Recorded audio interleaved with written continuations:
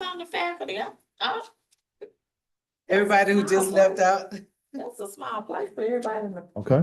faculty to meet in the faculty lounge. Yeah. Cause I went up there one day by accident. I was supposed to be meeting with a professor. She said, "Where are you?" And I said, "I'm waiting in the faculty lounge." Like, you ain't supposed to be there. I'm like, Turn one of your "Said cameras such on real and such quick. from my- Make I sure thought it was- it's showing.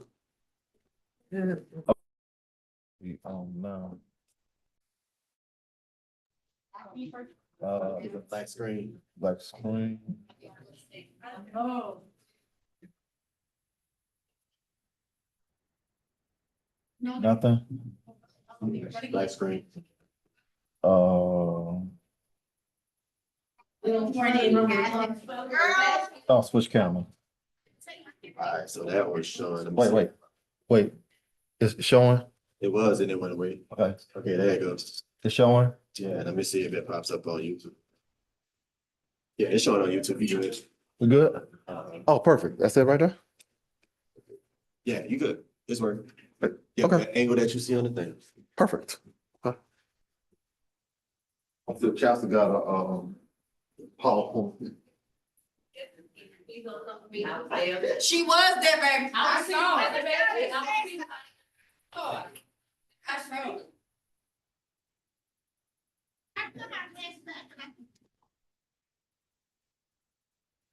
And I went and got me some baby shower food.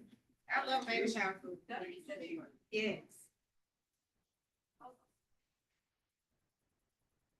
I don't have cash. I don't have to care. Hey. You want me to cash out you? It's just $6 tomorrow, right? You know. I didn't even know you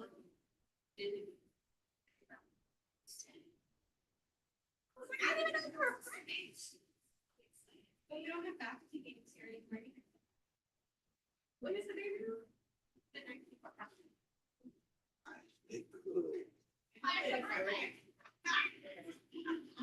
She's an Aquarius anyway, it doesn't matter. What you say, $6?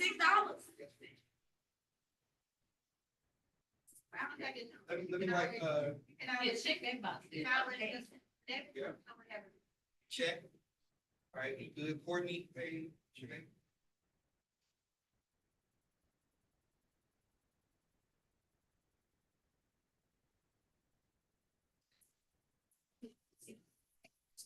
Baby, say you didn't have it. I just cash out your. You got me? Yeah. All right, thank you. You want lemonade? I want the lemons. Yeah, I know, I just saw. I want the lemons. How are you? Where are you coming from today? Oh, I didn't see you in DC. I had a very bad experience. It's all right, sis. You about to graduate. I know. Are we gonna be on this side? I think so.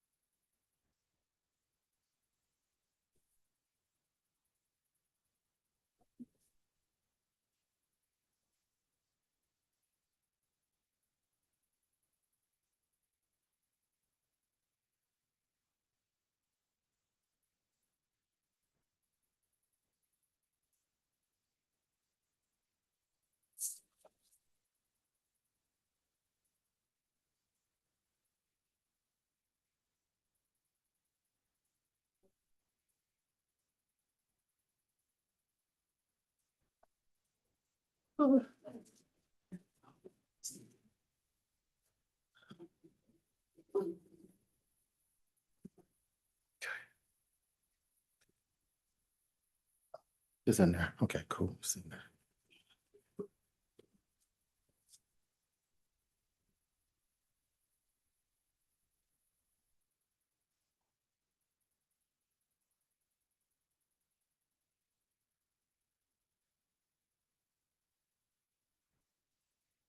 You find it? I see the, He said it's under, yeah, what is under? um, search, Search? um, Let's see.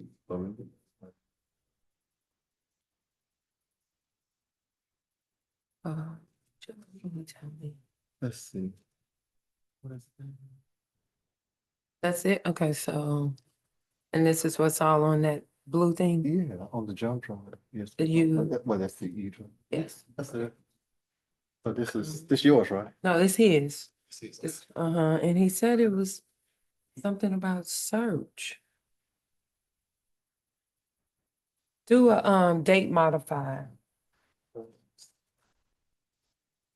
Hey, Miss Kim, what you got? Bar passage.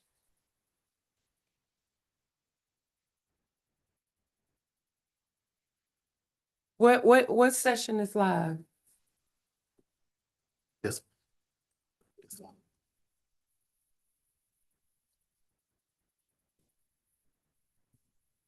She said that the, conversation is live.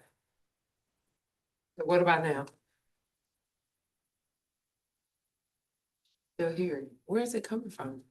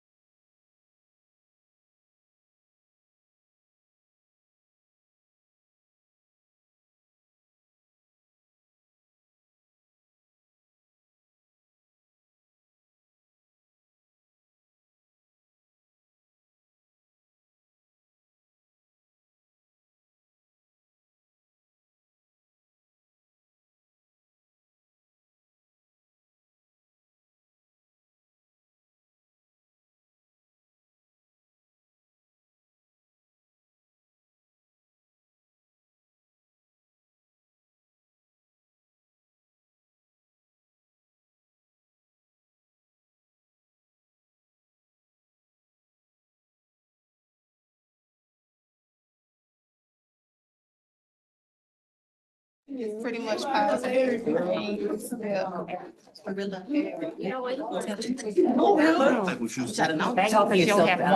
Justin want to.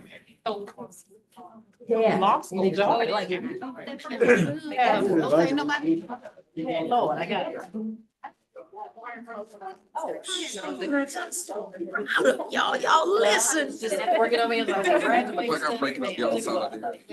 Don't make me cry. Yes, yeah, that's what she said. It was just for the.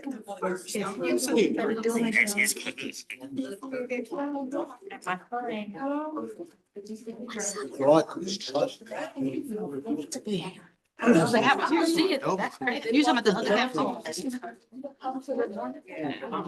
Here's a nicer cafeteria. Hello, how are you today? I always have to ruin stuff. That's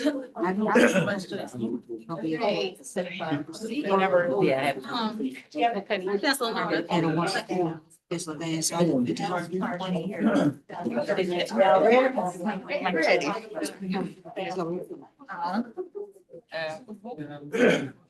Change these chairs.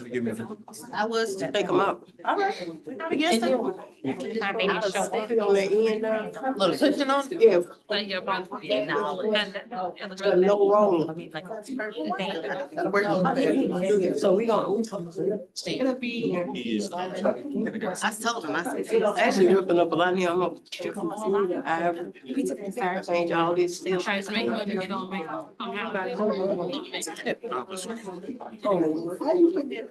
let me put that one. That one more. Flash. Yeah, right there.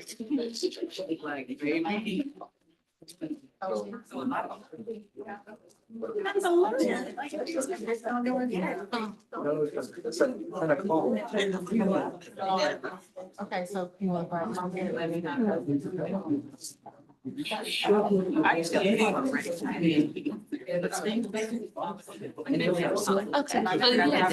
probably don't know how to code. Practice here eventually. Not trying. From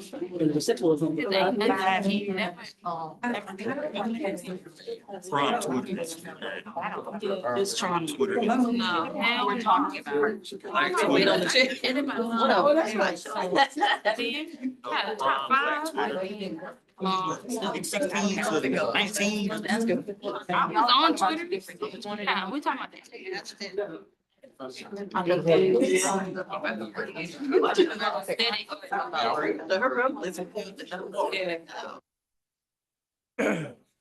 Oh, I know.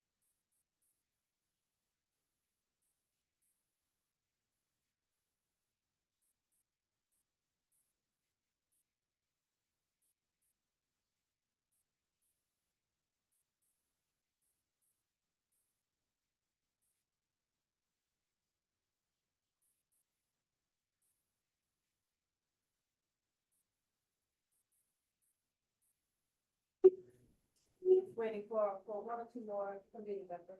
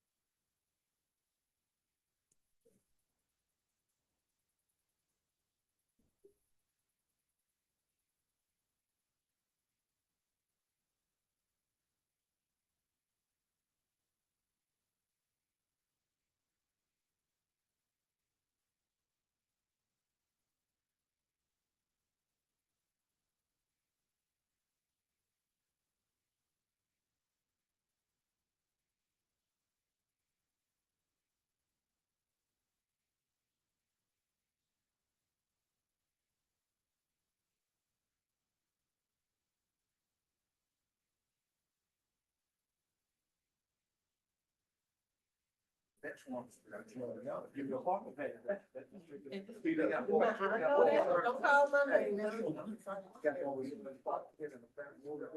reserved. Yeah, reserved for the reserve, for people doing the reserve.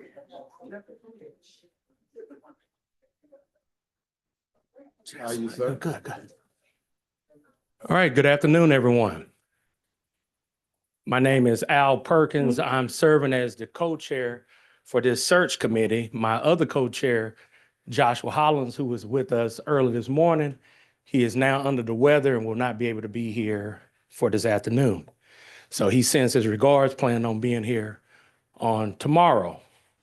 This morning, we had the first interview of Vice Chancellor Sean Vance. This afternoon, we will have the interview of Alvin Washington, who is serving now as our interim chancellor. Before I get started, I want to thank our search committee, who has been part of this group. Our search committee is sitting on the front row. We have Judge Tarvel Smith, Professor Oko, Ms. Angela Gaines. We have our alum, Ms. Erin Monroe. We have another alum of the District Attorney's Office, Ms. Burgess. And we have your student body president, Ms. Whitley Parker. We have several other members that are not here on today, but they have been very helpful in this 8-month search that we have undergone. In addition, I want to thank Dr. Taylor and Ms. Corey Blosh for everything they have done with assisting us on this. For those of you all who were not here this morning, we want to encourage you to take notes, listen. We also have a QR code that's here on the door and also on the internet, correct, Ms. Blosh? For you all to add comments or ask questions or anything else that you may want to do. We are very proud of the candidates that we are presenting in front of you all. This search has taken a lot of time, tedious efforts on behalf of this committee, and we're thankful for this opportunity to be able to do it. So the format that we will have starting off, we will have Chancellor Washington to start off with an introduction. After the introduction, he will go into a presentation that he will have that will be on your screen for a PowerPoint presentation, right, Chancellor? And then from there, we will go into a question answer segment that will last about 30 minutes. And then after that, we will go into any closing remarks that he may have. That being said, we're going to get started. Welcome to those of you all who are on Zoom as well. We know there's many of you all that are on the Zoom. Welcome to each of you all as well. I believe there's a QR code for them as well, Ms. Blosh. There's a link for you all to add any comments that you may want to add. That being said, we will get started. Chancellor Washington, please. Thank you, Al. Thank you for giving me this opportunity to meet with the stakeholders. Stakeholders, you have a vested interest in the future of this law center. You play a very important role in the success of this law center.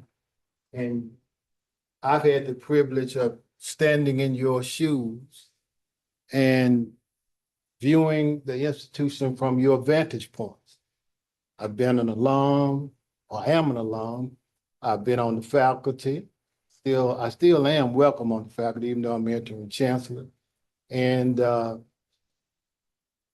if you feel about this place the way I do, then you know that this is a place of greatness. Now, it's not a perfect place. We got our issues and challenges, but it is a place with a perfect purpose. And it is a place that we should be proud of. We should be proud of this place because of the people who we help, because of the accomplishment of our students and of our graduates. We have one of the most diverse student and alum populations in the country. And our alums are doing great things. And one of the things that I would like to do is to reconnect with our alums and strengthen our relationship with our alums. We have hosted a alumni event in Washington, DC, a couple of months ago, and we had about 30 alums from that area in attendance. And I know that we have more graduates there, but they said they want to help us. They just need to know how. And so we need to formalize that by reactivating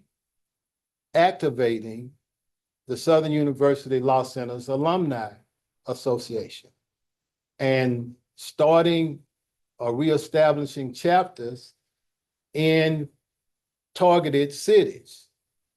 We have a large population of graduates in places like Atlanta, Houston and Dallas, and here in Louisiana. And our alums can help us in multiple ways. They can help raise funds. They can help with scholarship opportunities for our students. They could help to identify clerkships and internship opportunities for our students. They can help us to recruit students, and they can help us to identify employment opportunities for our graduating seniors and our alums. And so that is one thing that I want to do, is to strengthen that relationship. Now, one thing that we are going to do, we're going to invite 5 classes to celebrate their reunions at our annual roundup in April. And we'll start talking to them about reestablishing the Alumni Association.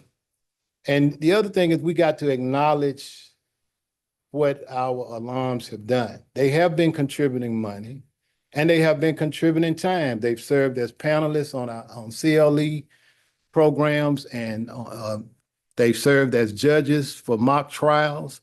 So we need to acknowledge that. And I think we do acknowledge them on our social media platforms. And you walk around the law school, you'll see that we are showcasing our alums on the television monitors.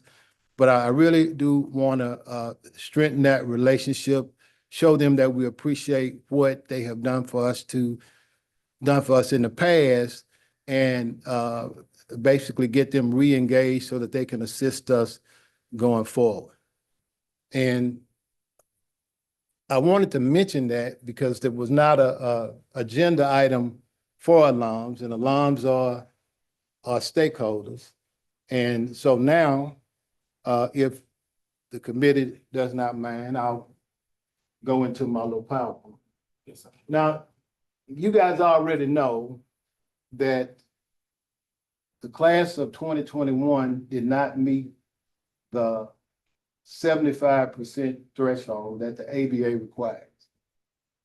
Most of you have heard of ABA Standard 316, which requires that 75% of the graduating class that takes the bar must pass the bar within 2 years of graduating. And so our 2000 and 2021 class, they fell short. Our 2022 class was right on the number. And our 2023 class, most of them have taken the exam, and we are waiting for another administration. The 2 years start, is based upon when you graduated. So we are working with the graduates of 2023 and 2024, trying to get them ready for the bar. And I will talk about that later. But I've been here since July of last year, and you know that the focus, not necessarily singular, but the focus has been on passing the bar. We want you guys to graduate, pass the bar, and to become lawyers. You are accumulating debt, and if you don't pass the bar, then you're gonna feel later that you wasted your time. we want to graduate lawyers, not just debtors. All right, so we're going to do all that we can to help you. But let's talk about some of the things that we have been doing as a faculty, and also working with your student leaders. So the goal is to increase our student first-time passage and ultimate passage rate on the bar exam. That means we want you to pass that bar the first time, but definitely want you to pass it within the 2 years. So what have we been doing as a faculty? Well, the faculty has reviewed frequently tested bar exam issues, and they have promised to cover those topics during the semester. Now, a lot of our professors, they were doing that before this, but what we did, guys, is in August of last year, at our faculty retreat, we devoted a day, a half day, to discussing what we could do as a faculty to improve the bar passage rate for our students. And we came up with some ideas and some commitments, and we have basically been working to do what we said that we were going to do. And one of the things was that we was going to review the frequently tested issues, and that we was going to distribute them to the faculty. And a couple of weeks ago, we met, some of us, and we went through the bar exam, and we looked at the frequently tested bar exam issues, and we updated it. Now, once we get the updated list vetted by some other faculty members, we're going to send it around to the students, because we want you to know what is frequently tested on the bar, and we want the professors to know that you know.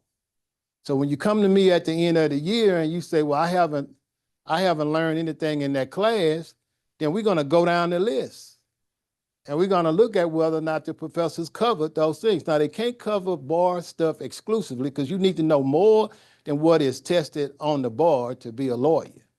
But we want them to at least cover those things, all right? Bar exam is a reoccurring agenda item at faculty meeting. At every faculty meeting, we talk about the bar.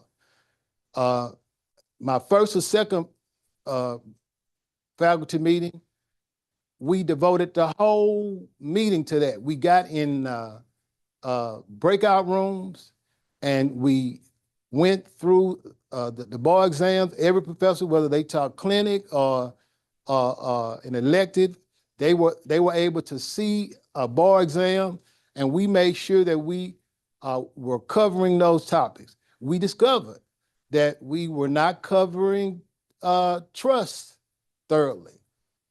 And so we have added a trust class. So those students who will be taking the bar in July of this year, many of them are in that trust class now. We think that's going to be beneficial. We discovered we got some issues with criminal procedure and with business entities.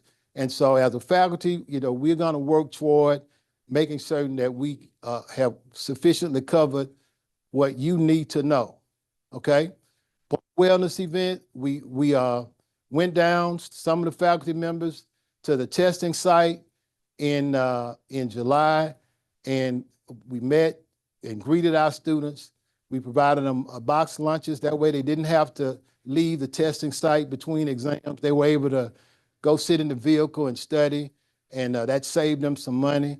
We had professors on standby to answer last-minute questions for them, and we had mental health professionals available for support. I'm going to talk about this later, but we actually surveyed some of our retakers, students who have taken the bar a few times, and a lot of them suffer from test anxiety. A lot of you suffer from test anxiety. And so there's nothing wrong with talking to a professional when you have an issue that requires that. There's no shame in that. Another thing we've done is we have started what we call faculty bar readiness committees.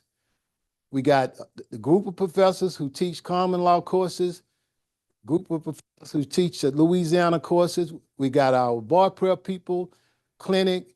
We got representatives from all of those different groups And their job is to focus on integrating bar skills into the curriculum.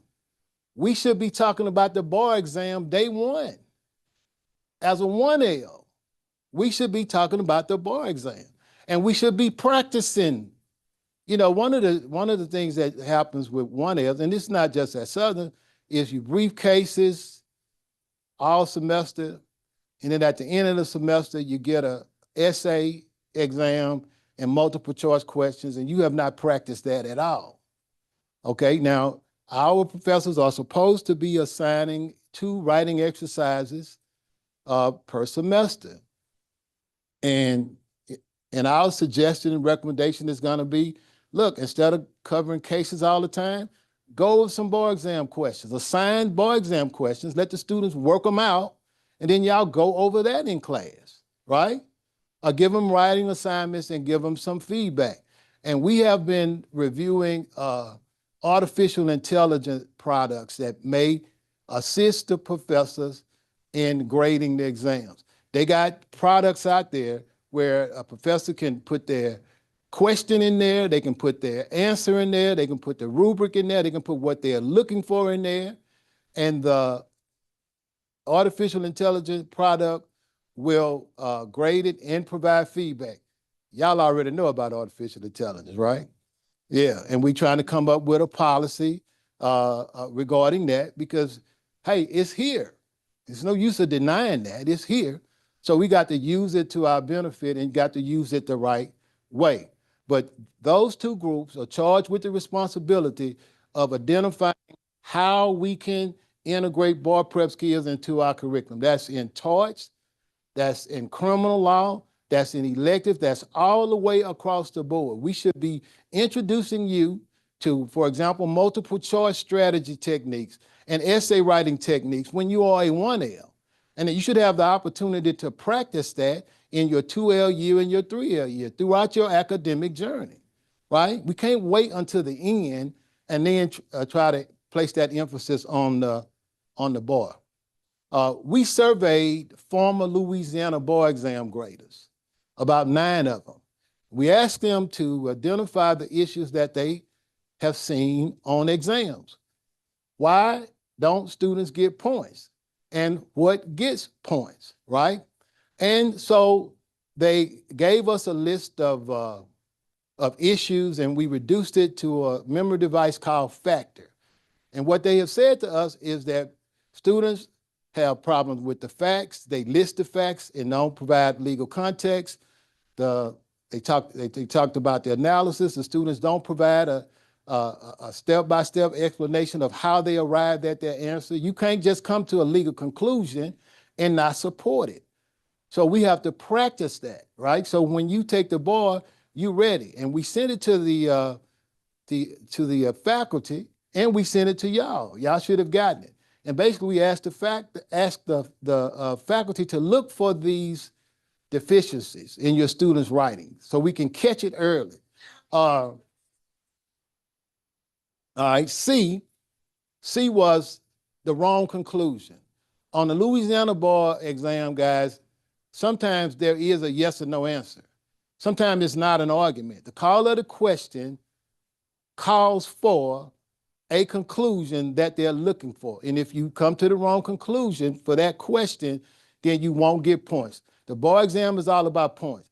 Organization of answers. They don't want a gumbo or a jumbled up answer.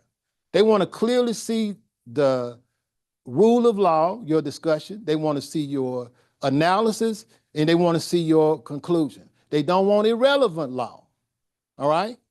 The next one, I skipped over T. T is time management.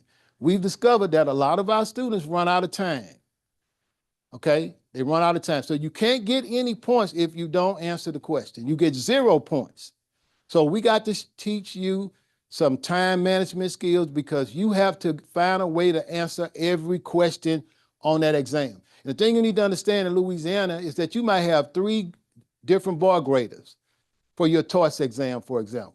You have a grader for 1, a grader for question 2, and a grader for question 3. So they're not gonna, the grader question 3 is not gonna see what you wrote for the second question.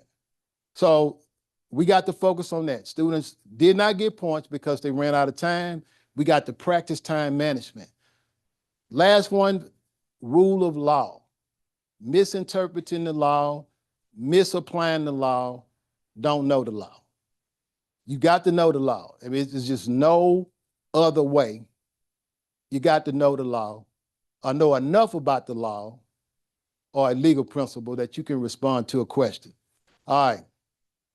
In our bar review courses, we asked the Student Bar Association to survey students for recommendations on how to improve our academic assistance, that lawyering process, the bar review course that we have, and our supplemental boot camp program. And they provided us with some very useful information. And we have used that information to make some adjustments in our bar review courses. Last year, I'm told the pupil teacher ratio was 1:50. One professor, 50 students in a bar review course. Absolutely no way that professor could effectively assist all those students. So we added sections to the bar review courses. That reduced the pupil teacher ratio till it was somewhat manageable. And then we added, for some of the Louisiana courses, we had some former bar graders to assist the professors in grading the exercises.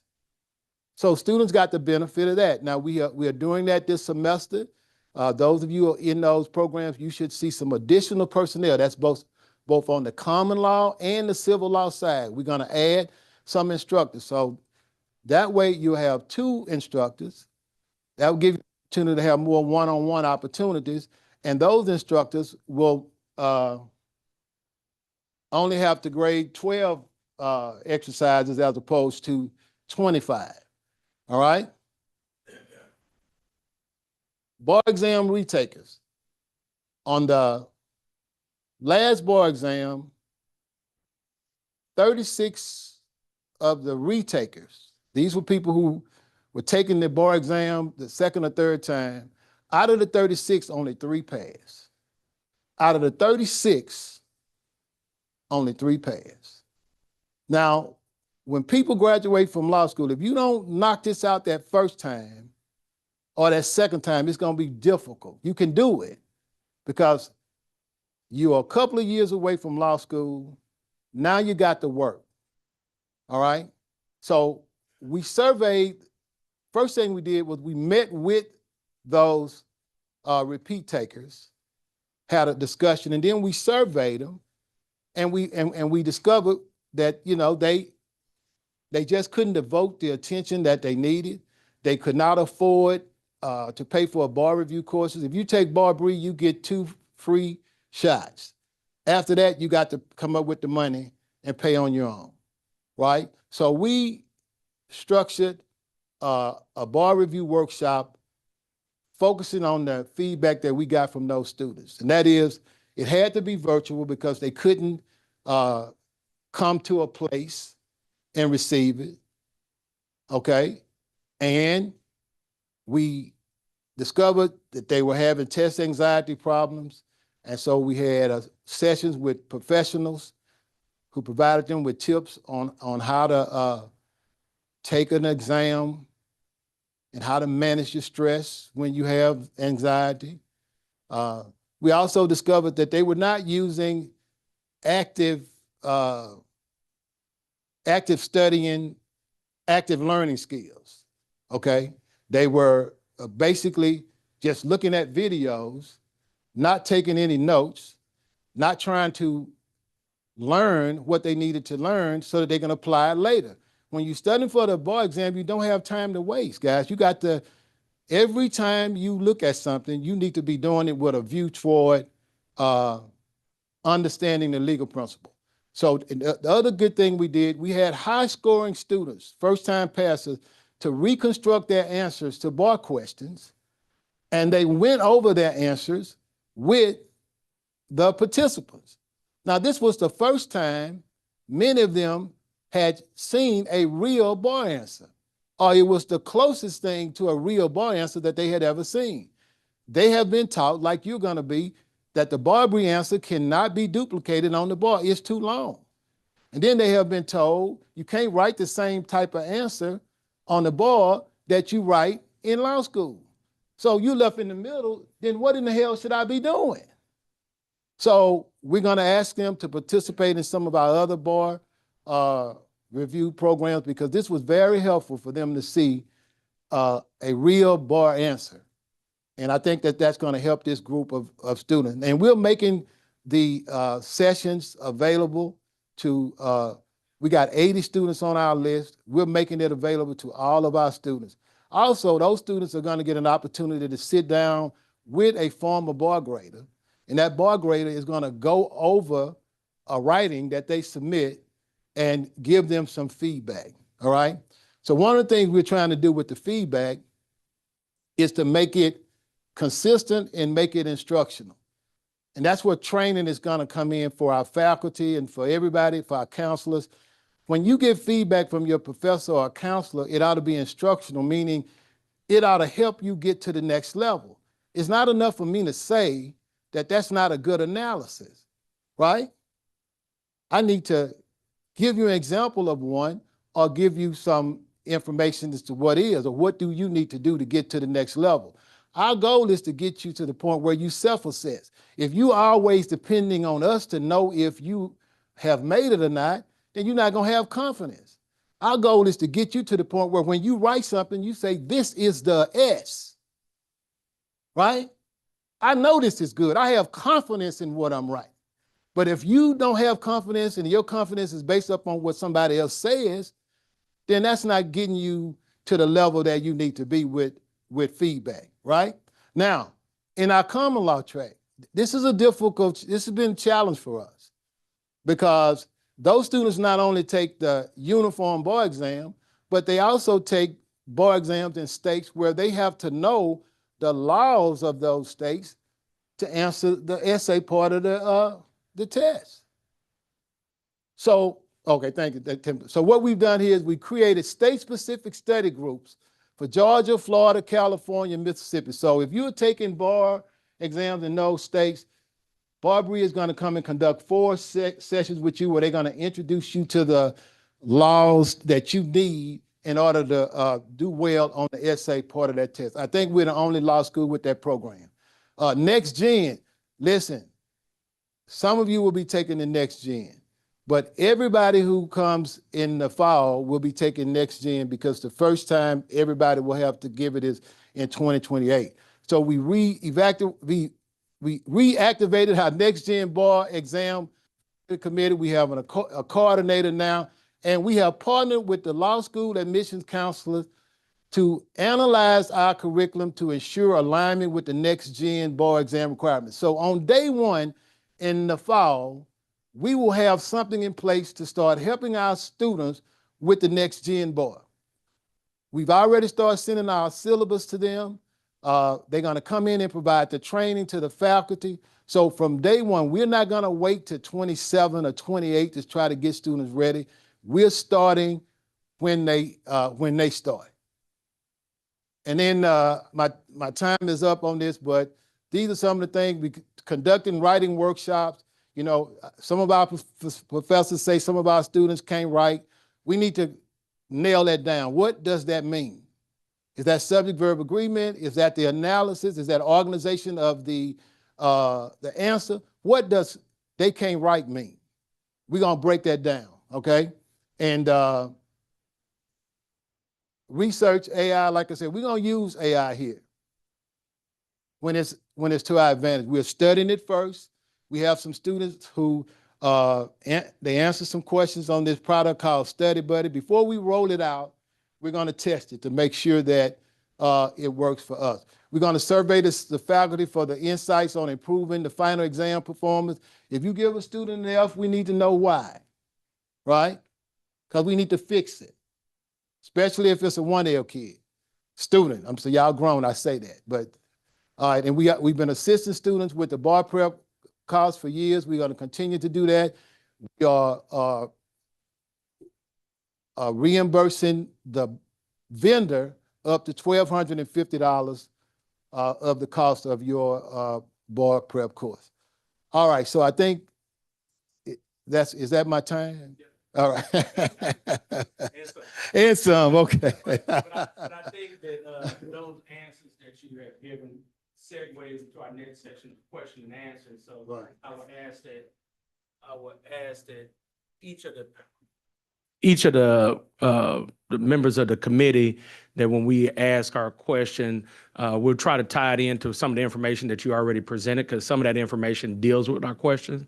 So allow you to kind of dive in a little bit more in there, but you were pretty detailed in some of the answers, especially as it relates to the bar exam. So you may hear some of those questions come back up, and you can kind of cover that so we can stay on track. That being said, we'll start with our first question with Judge Tarvel Smith. Chancellor Washington, you know that Southern University Law Center has a rich history. What are some ways that you intend on building on marketing Southern's brand, not Grambling, Southern's brand? The Law Center in particular. Yeah, well, we got to tell our story, guys. I mean, we are doing some great things. We have Professor Alfred, she has put us on the map this year.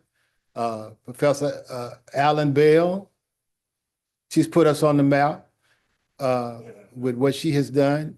And so we got to tell our story, I think. And if we reconnect with alums, I think that will help us to do that. We are in the law school now, highlighting the accomplishment of our alums on the monitors, because I want our students to see that you can go places with this Southern Juris Doctor. I mean, you need to know that. You need to know that we have some graduates who have done some great things. Our graduates are doing everything that everybody else is doing. I got a classmate who's a congressman for the second time. I have a classmate who is an associate justice on the Supreme Court. I have one who is the bankruptcy trustee for the Middle District. We got corporate counsel, a general counsel for corporations. We got general counsels for governmental agencies. We got alums who have been appointed as U.S. attorneys. Guys, anything anybody else can claim, we can claim it too. We had 2 governors to come here, never had a president, but we got a story to tell. We just need to tell it. All right.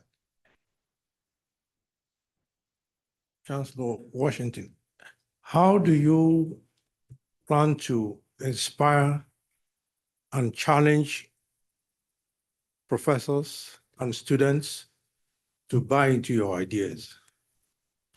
Well, I try to use the team approach.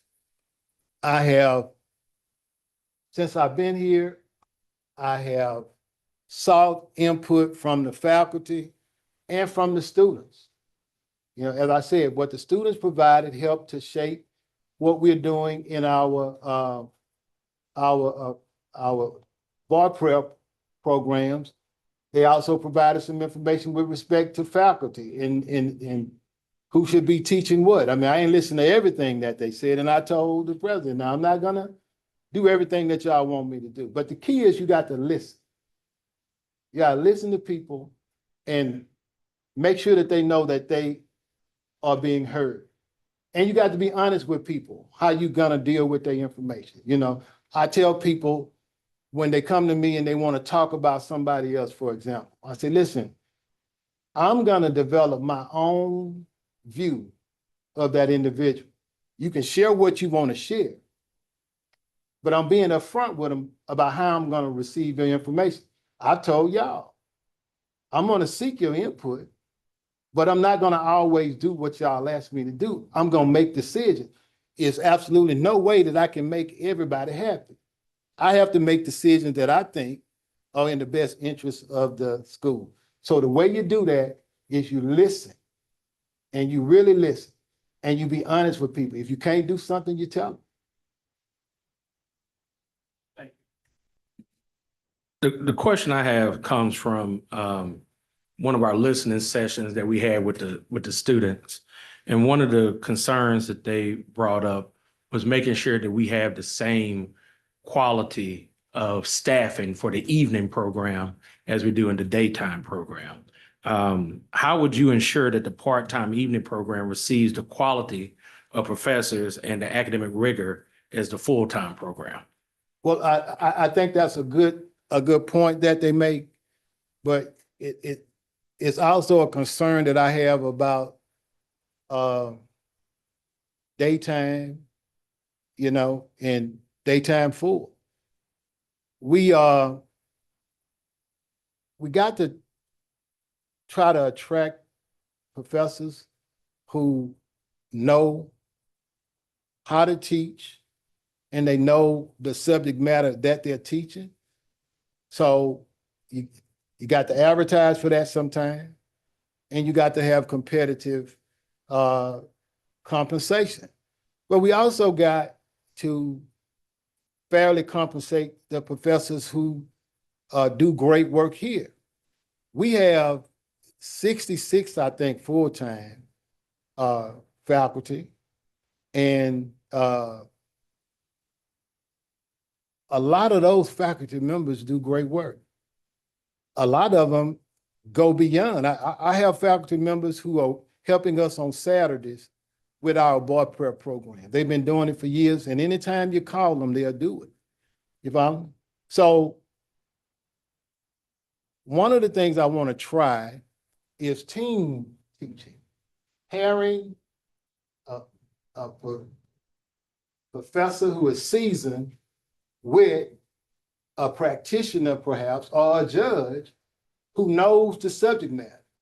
So let's say in the fall, they team teach, where the judge or the practitioner is watching how this seasoned professor is conducting the class so they know how to teach, right? So when we put them in a class by themselves, it's not their first time teaching. There are some people who know stuff, but they don't know how to teach.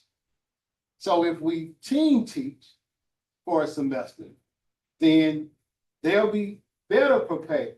That way y'all have fewer first-time teachers or fewer first-time professors who have, they struggle to learn the subject matter. They're good professors, but they don't have a background in it. I think your best case scenario is somebody with a background in what they're teaching, and they know how to teach.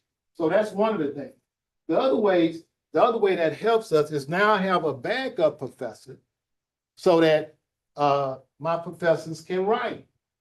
We have to get more scholarship, but they can't do it if we got a shortage of professors. Then I need them to teach my doctrinal classes, because the ABA requires a certain amount of classes to be taught by a full-time professor. And so we simply can't just give them the option of writing. But if I have a trained backup, then my professors can take off and write. And then the students won't miss out because they got a qualified instructor in the class. And then I want to use judges. I mean, we got some judges out there who they know evidence, they know procedure, right? They know torts, they know the appellate process, and some of them want to teach. So I'm gonna reach out to those who are interested and have a conversation about what they want to do and how we can use them. And we'll team teach them, because I hope they're not listening, and some of them know the stuff, but they might not be able to teach. So they're gonna start off as a co-teacher, and I hope they'll listen to the professor, but that's my idea of how we get there. All right, thank you. Chancellor Washington, good afternoon. Oh, I got a slide. Oh. For staff. Yes, yes. They didn't have that. They didn't have staff on the list. That's okay, but we're gonna get to that question in just a minute. But one thing that that's come up, and this question is particular for both faculty, staff, and students. So please share your perspective on the rise of mental health concerns within institutions of higher education and some ways you would address these needs for students as well as faculty and staff.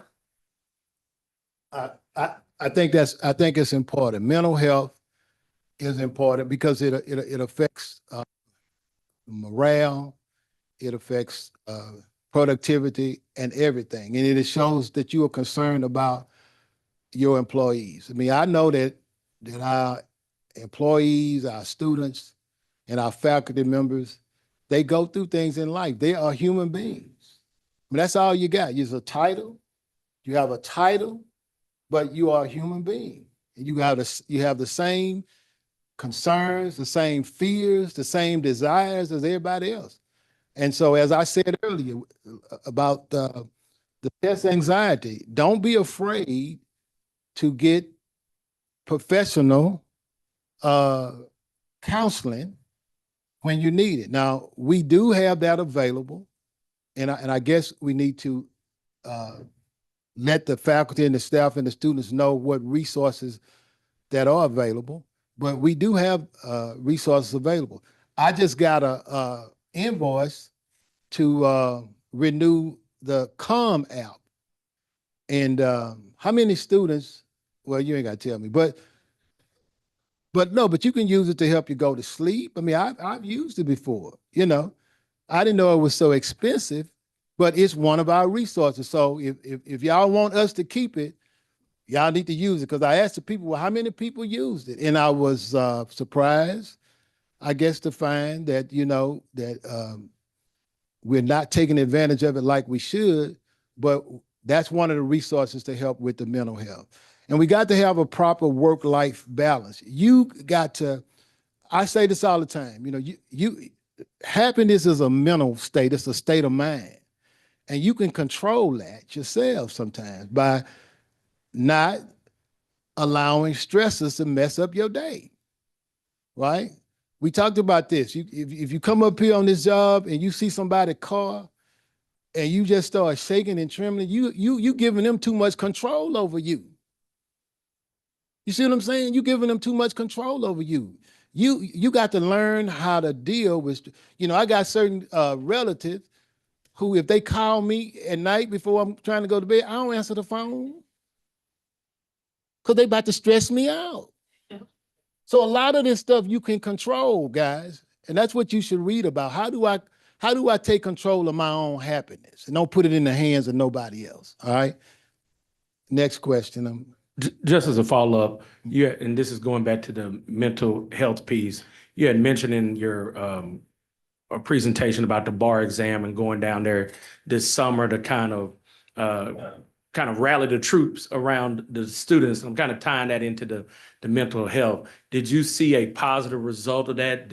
How did that impact those bar results, or did you get any student feedback from you all's participating in doing that type of an activity? Yeah, and yes, we did. And then we had fewer students to quit on the first day.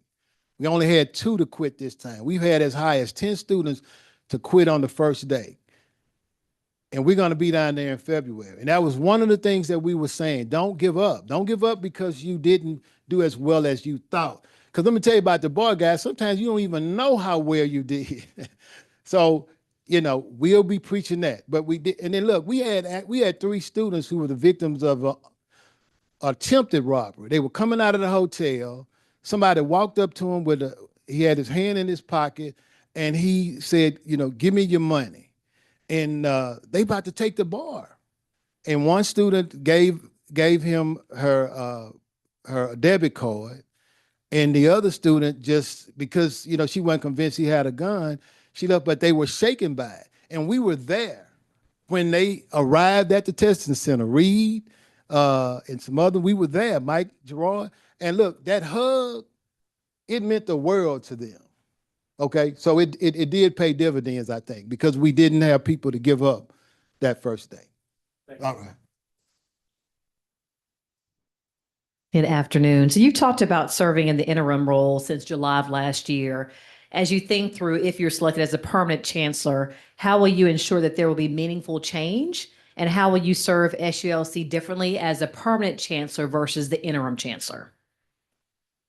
Well, if I'm in the permanent role, I'm gonna walk around with a big stick. Well, but honestly, I think that I have not entered into some agreements with consultants because I didn't want to bind the next chancellor if it's not me to that. I had to do the next gen because, there's absolutely no way that we shouldn't be ready to help these students on day one. But I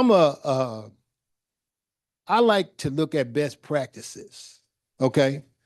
And I like to compare what we're doing, to what other people are doing to see if we ought to change. Like, I want to revisit our grade appeals process. I want us to look at our grade distribution process. I want us to look at our grade submission process. So as the permanent chancellor, I think I'll have more flexibility. I'll be able to speak with consultants. I think, it's good to get an outside eye on what you're doing, especially if you've been doing something the same way for years, when you can get like the people who are helping us with the next gen. I mean, they are consultants to law schools all over the country. So they know what works. So, I want to be able to enter into contracts with consultants who could look at our stuff and say, look, guys, y'all could do this better. This is how they're doing it here. And we believe it would work here. So I think that would be the difference. I'll have more flexibility to implement things that I think we need to do. Good afternoon, Chancellor. Afternoon. I have a two-part type of question. So my first part, in speaking with faculty through our listening sessions, how important is publishing for you with your faculty how important it is for our faculty members to publish, and also provide what you believe to be the three most pressing issues facing the new chancellor, and how will you address those issues within your first 90 to 180 days? Oh, wow.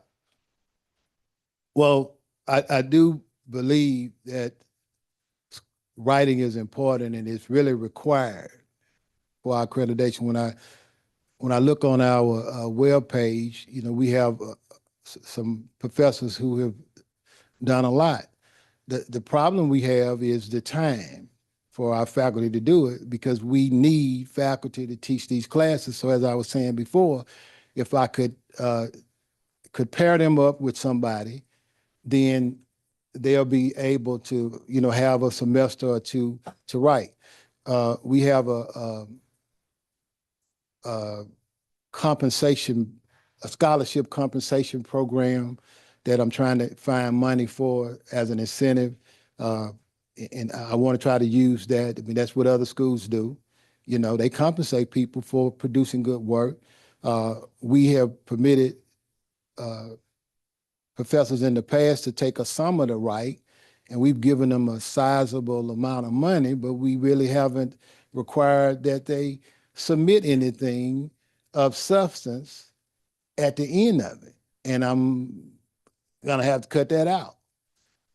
Now, the three things, I said this is a place of greatness, it is, but we do have a morale problem. And morale is another one of those state of mind things. And I want to sit down with the family and get recommendations from them on how we can improve the morale. I don't have a morale problem. So for me to try to come up with the solution, it's backwards. Because I might just say, hey, suck it up, right? That ain't gonna work. But people have some legitimate concerns, faculty, staff, and students. So we got to have real family talks, and get their recommendations. That's the approach we use with the bar exam stuff, is we ask the people who are dealing with the issues to tell us what they think we need to do. And then we can try to fix it from there. I got to put bar passage on the list as one because it really is. You know, it really is. And I think just policies. I think we got to, as I said before, we got to look at how we do stuff and see if it's the right way and to see if we should still be doing it the way we're doing it. And if we should be doing it the way we're doing it, then we're going to continue to do it that way, even if people don't like it. But if we can find some better approaches to some of the things that we do, then we should explore that. Chancellor Washington, as you may know, students have concerns that the common law program fails to fully distinguish itself from the civil law track program. In addition to the Barbie supplemental course you mentioned, how else do you plan to improve the structure and quality of the common law program in the classroom? Right. So as I said, you know, we got the Board Readiness Committee for Common Law. So they're going to be looking at the curriculum. They're going to be looking at what we're doing to see how we can get board prep skills taught in those classes. Like the common law students, they take the multiple choice exam. And I believe it's 50% of the points. So, and then some of our professors have been giving them multiple choice questions. But have we talked about a multiple choice strategy? See, the students ought to be, with adaptable and all of that, they should be practicing a technique or practicing a strategy to approaching those questions, because those are not the questions that will be on the bar. But if you go in there with a strategy, that's less stressful for you because you already got your approach. When you see the problem, you know how you're going to attack it and how you're going to approach it. So we got to stress that on the common law side. Even on the civil law side, on the bar exam, Louisiana bar exam, we averaging 50% on the multiple choice question. We can do better than that, right? Got to know the law, and you got to have a way to do it. As I said before, we have reduced the pupil-teacher ratio in those courses. We're going to add some assistants, some additional professors to those classes so that they can have more one-on-one opportunities. And again, we surveyed those students and they told us what they wanted. They wanted feedback. They want consistent and timely feedback. That's where the AI comes in. And to the degree that we can, guys, we need to have some consistency. So when your 1L professor should be looking for the same thing that your board prep professors look for, and more importantly, board grader. That's why we did the fact. They told us what they're looking for, so it would be stupid for us not to look for those things during your academic journey. So same thing on the common law. Now that's going to transition to next gen. So I think we'll be ready for next gen. We got to phase out of the UBE and phase into the next gen. And as I said before, we're the only school that will be assisting students who will be taking essay exams in certain states with preparing for those exams exclusively. And so I think the SBA, you guys are putting together a list. And look, this is going to be student driven. You guys as students, you're going to meet when it's convenient for you. You're going to be in control of how this process works. Okay, so that's our plan. All right. Thank you, Chancellor Washington, for your time. At this time, we're going to ask that you please give us some closing remarks to last approximately 2 to 3 minutes. You tried to say I'm long-winded, but okay, no problem. Detailed. Yeah. Look, I appreciate this opportunity, guys, to speak to what I'm gonna call the family. You're a stakeholder, you're in the family. And I think that we got to get together, if I'm selected again, with all the stakeholders in the room, because everybody can provide us with some valuable input. Now, to the students, I want you to know I served on the admission committee for several years. And I want you to know that we selected you because we believe in you. And we believe that you can be successful and that you are going to be successful. But you got to put in the work. And we got to, now I asked the SBA president, I said, now as a faculty, we're going to get together and we're going to ask ourselves what we can do better. We're not going to talk about y'all. And I asked her to get y'all together and she said, oh no. I said, get the students together and ask the students, what could they do? Okay. What could they do to increase the bar passage rate? Because y'all can do something. We all can do something. We all can do better. There's room for improvement for every constituency group here. Believe in yourself. Now, when I took the bar for and I'm bragging here, the first and only time, I was surrounded by people who were smarter than me, had higher IQs, higher GPAs, higher LSAT scores. They had supposedly graduated from so-called better schools, but there was nobody in the room who was more prepared than I was. And I was more prepared or better prepared because I put in the work. I put in the work. And that's what it's gonna take.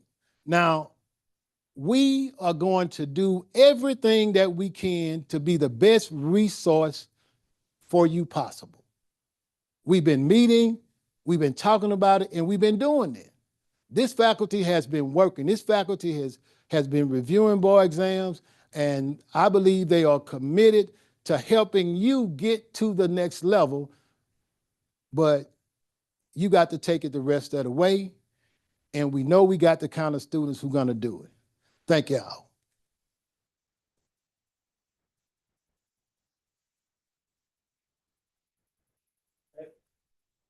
That concludes this session. We will start up tomorrow at 9 a.m. With breakfast and with our last interview right after that.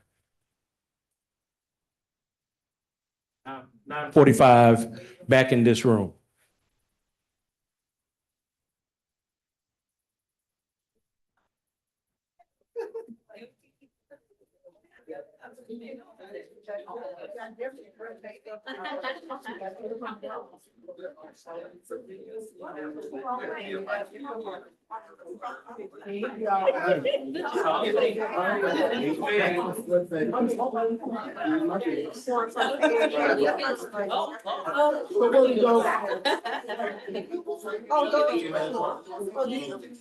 Oh, we're doing about, yeah.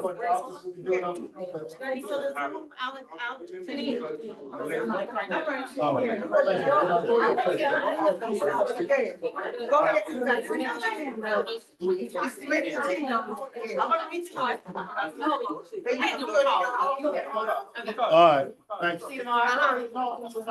Thank you, brother.